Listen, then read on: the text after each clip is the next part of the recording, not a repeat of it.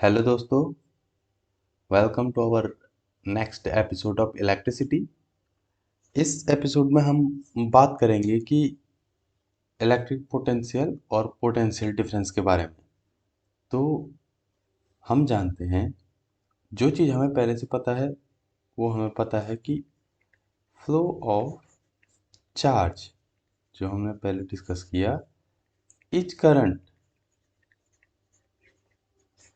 और ये हमें कन्वेंशनल करंट दिखा रहे हैं कि कन्वेंशनली फ्लो ऑफ चार्ज हो रहा है। Now the beautiful question is, physics में कहाँ से शुरू होती हैं चीज़ें। इससे पहले कि हम शुरू करें, एक थॉट के साथ शुरू करते हैं, है ना, जिसे हम normally thought for the day कह सकते हो आप, कि if you think you can, you are right, and if you think you can't, you are right. तो ये हेनरी फोर्ड ने कहा था। आइए अपने टॉपिक पे लौटते हैं इस ब्यूटीफुल थॉट के बाद, कि flow of charge is current, right. Now the basic question is कि जब कोई भी इलेक्ट्रॉन अपनी कक्षा में आराम से फ्लो हो रहा था, तो वो कंडक्टर में फ्लो क्यों करे, है ना। मान लीजिए ये कोई इलेक्ट्रॉन है, आप उसको बोलो कि भैया फ्लो कर, कि आपको इस वायर में फ्लो करना है, ठीक है। ये हमारी उससे बात हो गई। अब वो बेसिक सवाल क्या पूछेगा, बोला भैया मैं क्यों फ्लो करूं, है कि नहीं। मान लो वो बोल, आप मान लो वो इलेक्ट्रॉन तो पूछेगा मैं क्यों जाऊं। मान लो कोई लड़का है, किशन, किशन भैया है। आप बोल रहे हो किशन भैया आप ऐसा करो, यहाँ से रेलवे स्टेशन जाओ और ये एक्स वाई काम करके वापस आ जाओ। किशन भैया बोलेगा मैं क्यों जाऊं भाई, क्यों जाऊं, है कि नहीं। आपको कुछ तो लॉजिक रहेगा इसके पीछे, कुछ देना पड़ेगा ना उसको, कुछ ना कुछ रीजन। आप देखो, फिजिक्स में इस क्यों का कितना इम्पोर्टेंस है, वो आप ऐसे समझ सकते हैं। ये क्लासिकल एग्जांपल दिया जाता है न्यूटन का। ये जो बैठे हुए हैं, ये हैं न्यूटन भाई साहब, है ना। तो जरा न्यूटन भाई साहब देखो क्या बोल रहे हैं। न्यूटन भाई साहब के साथ क्या हुआ कि कहते हैं सेब उसके नीचे गिरा। अब उसने पूछा, सेब तो सबके साथ सामने गिरता है नीचे। न्यूटन ने पूछा यार ये नीचे ही क्यों गिरा, है ना। उसने पूछा कि ये नीचे ही क्यों गिरा। तो अब उसके बाद आपको पता ही है, पूरा उसने पूरी थ्योरी दे दी, गुरुत्वाकर्षण से लेके ये सारी चीजें उसके बाद न्यूटन ने दी। तो फिजिक्स में क्यों की बहुत इंपॉर्टेंस है, और इसी क्यों का आंसर हमको बताएगा कि इलेक्ट्रिक पोटेंशियल या इलेक्ट्रिकल डिफरेंस क्या चीज होता है, विद्युत विभव। ठीक है। अब देखिए, एक और एग्जांपल लेते हैं। देखो पानी है, हमने अक्सर देखा है पानी फ्लो होता है। और पानी फ्लो कहाँ होता है, कहाँ से होता है। मान लो आप हमेशा देखोगे ग्रेट हिमालय से गंगा निकलती है, और यहाँ से निकल के होते हुए और ये समुद्र में मिल जाती है ना। तो हम सब जानते हैं कि पानी ऊपर से नीचे फ्लो होता है, क्यों होता है, बिकॉज ऑफ बैटरी, अगर sorry because of gravity. Gravity में क्या होता है कि आपका हाइट का डिफरेंस रहता है। ऐसा कभी नहीं होगा पानी नीचे से ऊपर के लिए नहीं जाता। अब ये हमारे लिए इतना ऑब्वियस है, हमें पता है कि हाँ यार ऐसा होता ही है। लेकिन कहानी फिर फंस जाती है इलेक्ट्रॉन के केस में। इलेक्ट्रॉन क्यों बहेगा, मतलब सेब क्यों गिरता है नीचे, अपने सेब तो अपन समझ गए, सेब का कॉन्सेप्ट हम समझ गए, नीचे गिरता है भाई, क्यों गिरता है, ग्रेविटी है। पानी क्यों बहता है, नीचे की तरफ बहता है, ग्रेविटी है और ऊंचाई में अंतर है ना। ऊंचाई में अंतर की वजह से पानी नीचे की ओर बहता है। बट इलेक्ट्रॉन क्यों बहेगा, तो एनसीईआरटी क्या बोलती है इसके लिए। जैसे देखो, पहला पॉइंट जो एनसीईआरटी दे रही है कि the electron moves only if there is a difference of electric pressure.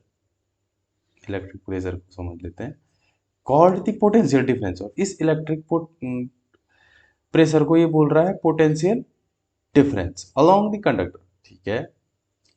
Second point बोल रहा है कि this difference of potential may be produced by a battery consisting of one or more electric cells। अच्छा, तो अब देखो हिंदी में इसी चीज को क्या बोला है, जब चालक के अनुदिश वैद्युत दाब में कोई अंतर होता है तो उसे विभवांतर कहते हैं। और विभव में यह अंतर एक या एक से अधिक विद्युत सेलों से बनी बैटरी द्वारा उत्पन्न किया जा सकता है। देखो एक चीज, ये थोड़ा हटके है प्रकारांतर से। प्रकारांतर समझते हो ना क्या होता है? प्रकारांतर, प्रकारांतर से देखो, मैं तुम्हें एक बात और बताता हूँ। नाम, किसी चीज के नाम से आपको बहुत सारी चीजें पता चल सकती हैं, और ये चीज हमेशा याद रखना कि जब भी कोई शब्द मिले उसको समझने की कोशिश करो कि ये शब्द क्या बोलना चाहता है ना? अब एग्जाम्पल देखो, ये अगर तुम्हें विभवांतर याद है हिंदी वालों में, मान लो विभवांतर याद है, विभवांतर का संधि विच्छेद क्या होता है? विभव, विभव धन अंतर। यानी कि जैसे मैंने कहा था यहाँ ऊंचाई में अंतर है, तो यहाँ किस चीज में अंतर है? विभव में अंतर है। ओके, यानी कि इलेक्ट्रिक प्रेशर को ये विभव बोल रहा है, विभव में अंतर को बोल रहा है विभवांतर। तो हम समझ गए कि डेफिनेटली कहीं ना कहीं किसी चीज में डिफरेंस आ रहा है। अब इसमें देखो बाकी सारे कॉमन वर्ड हैं। अब इस डेफिनेशन पे वापस आते हैं, इलेक्ट्रिक प्रेशर पे समझते हैं, या potential difference, called the potential difference, electric pressure या पोटेंशियल डिफरेंस। अब हमें जिस चीज को समझना है वो है आपका, ये इलेक्ट्रिक प्रेशर क्या होता है। और सिंस इलेक्ट्रिक प्रेशर ज़्यादा टेक्निकल शब्द नहीं है, समझने के लिए इलेक्ट्रिक पोटेंशियल बोल दिया, अब से हम इसको बोलेंगे पोटेंशियल डिफरेंस। ठीक है, कि ये पोटेंशियल डिफरेंस क्या चीज़ होती है, ये हम एक बार ज़रा समझने की कोशिश करते हैं, क्योंकि यही डिफरेंस जो है इलेक्ट्रॉन को फ्लो होने के लिए मजबूर कर रहा है। ठीक है, तो अब इसको एक एग्जांपल से समझने की कोशिश करते हैं पोटेंशियल डिफरेंस को।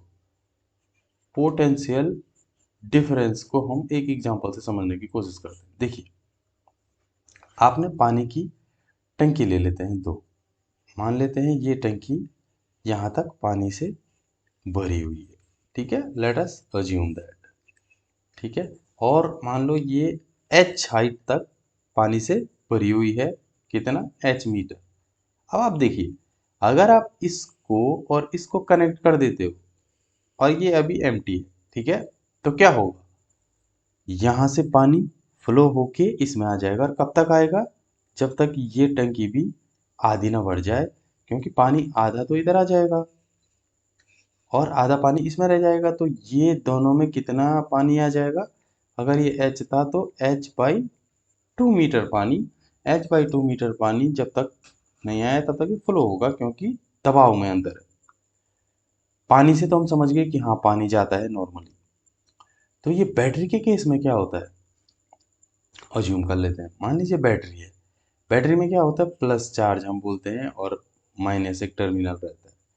बैटरी के केस में क्या होता है, जो नेगेटिव साइड है ना, उसमें आप ऐसा मान सकते हो कि it is full of electron. यहाँ इलेक्ट्रॉन ज़्यादा है, ठीक है, it is full of electron.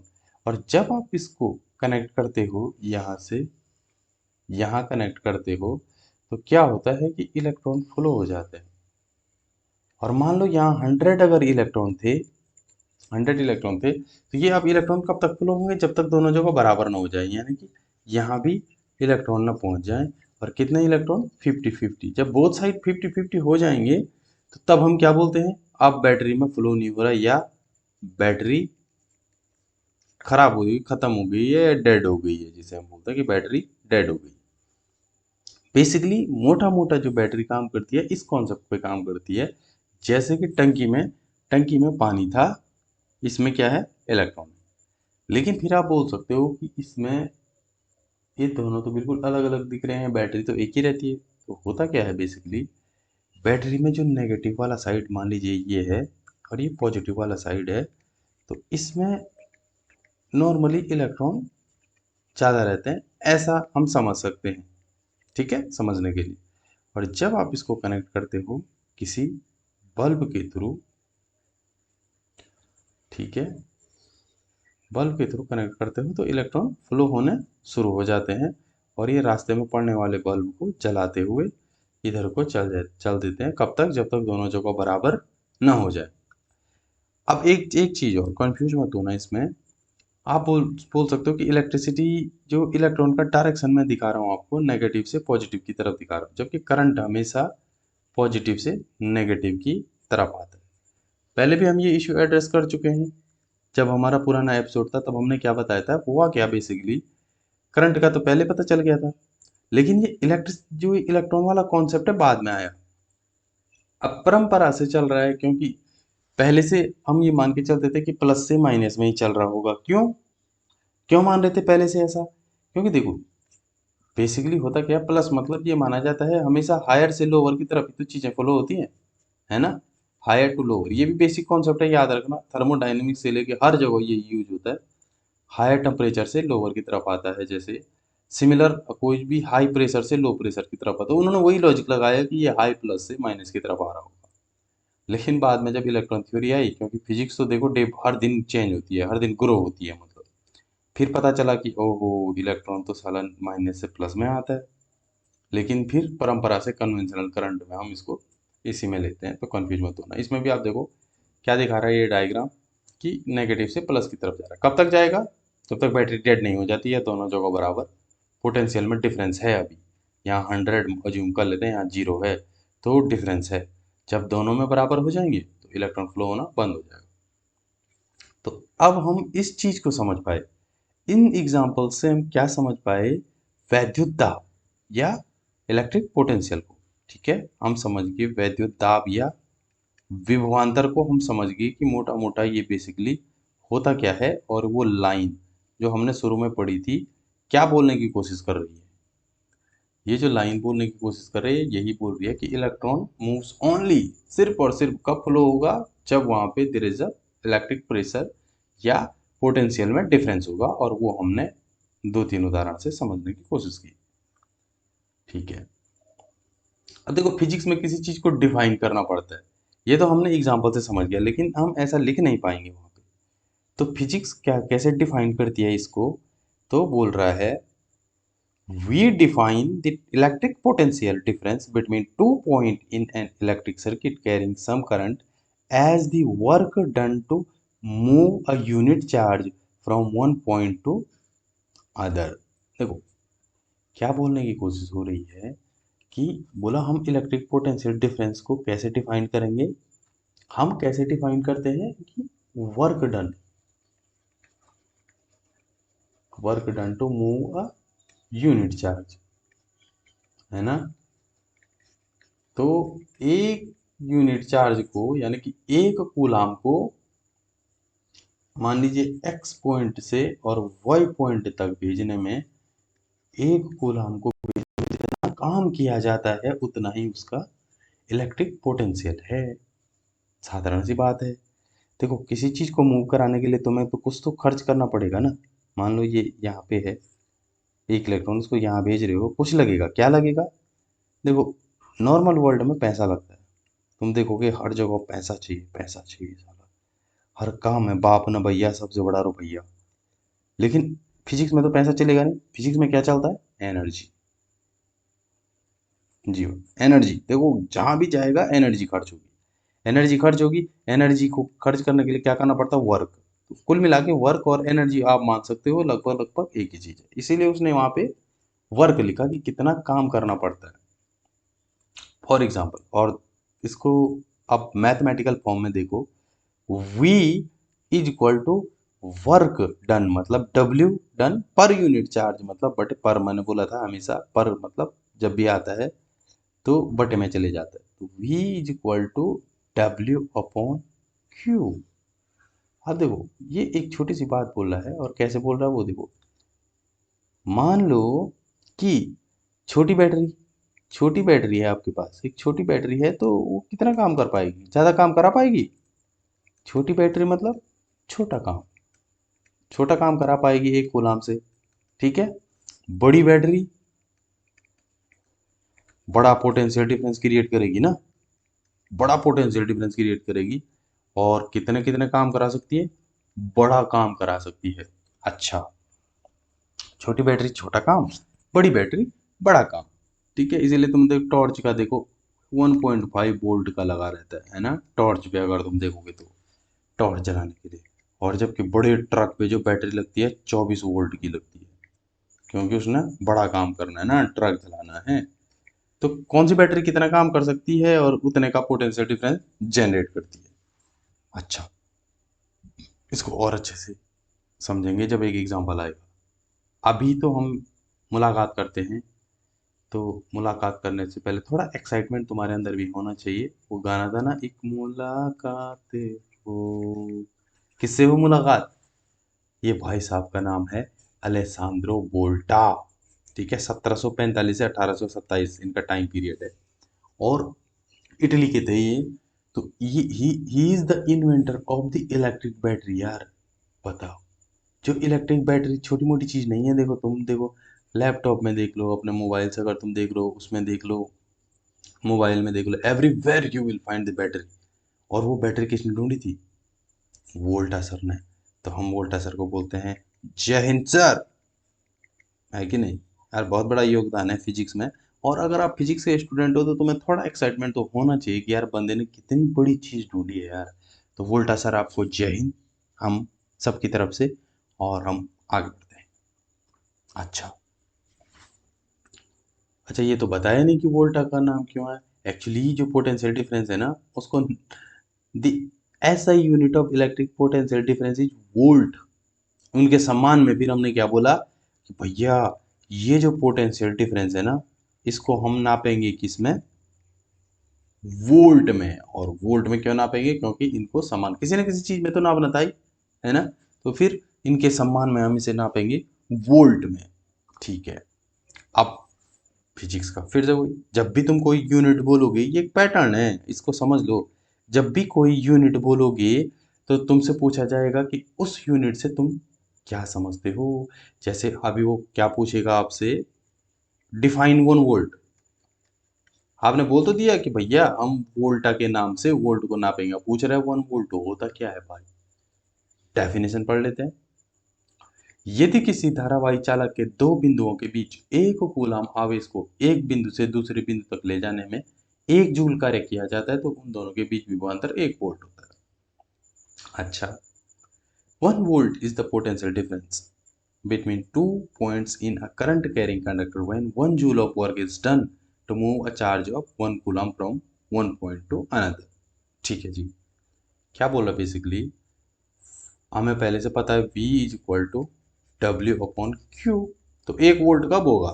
1 volt के लिए यहाँ भी एक वर्क को भी 1 जूल होना पड़ेगा, है ना? 1 जूल होना पड़ेगा, और कूलाम तो एक है ही, 1 कूलाम। तो बहुत सिंपल है।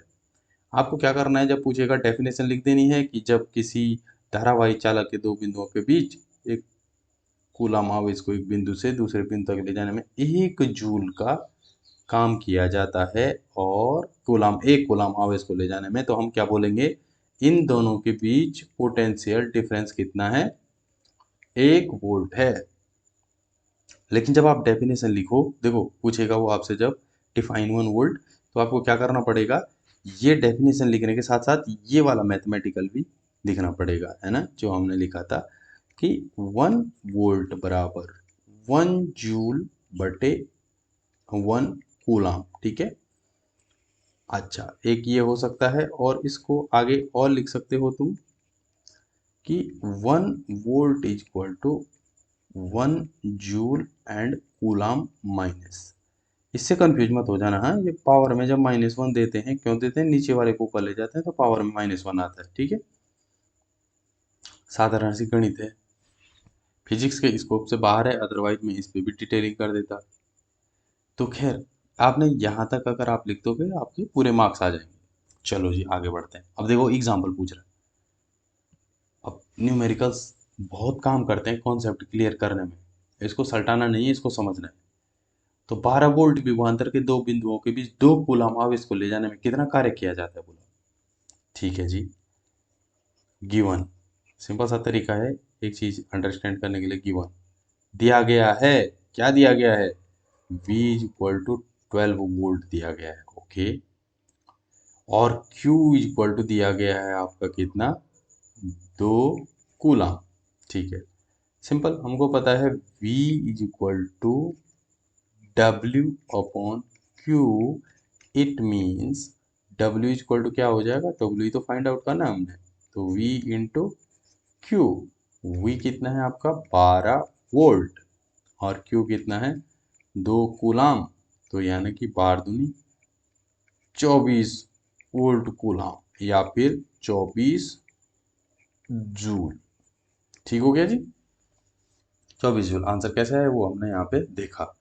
अब इसी को थोड़ा यहाँ तक तो देखो, यहाँ तक तो बच्चों सिलेबस है, ठीक है ना।